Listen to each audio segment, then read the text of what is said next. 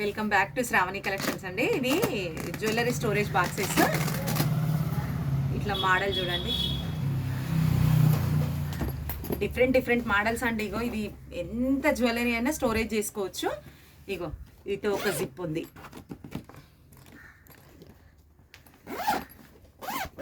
ఇట్లుంది. ఎన్ని ఐటమ్ అన్న పెట్టుకోవచ్చండి. ఎంత అసలు గింజ కూడా కొంచెం ఖరాబ్ కాదు. ఇది అసలు బాక్స్ అంత బాగుంటుంది. ఇక ఇక్కడ 2 జిప్స్ ఉన్నాయి.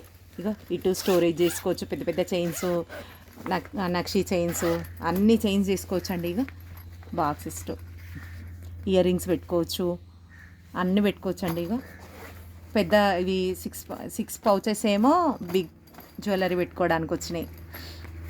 ఇది మళ్ళా చిన్న జ్యువెలరీ పెట్టుకోవడానికి కూడా ఇట్లుందండి. ఇది బాక్స్ అసలు ఎంత బాగుంది చూడండి. బాక్స్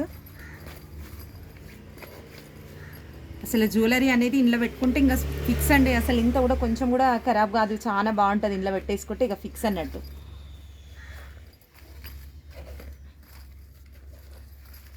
ఇది మంచి ఐటమ్ ఇవ్వాలన్నట్టు, కొంచెం డిఫరెంట్గా ఉండాలి, అందరికీ యూజ్ రావాలి అన్నట్టు ఈ బాక్సెస్ తెప్పించినండి. చూడండి బాక్స్ ఇది ఇట్లుంది. మళ్ళీ ఇది ఇక్కడ కూడా జ్యువెలరీ పెట్టుకోవచ్చు, మళ్ళీ ఫోల్డ్ చేసుకోవచ్చు.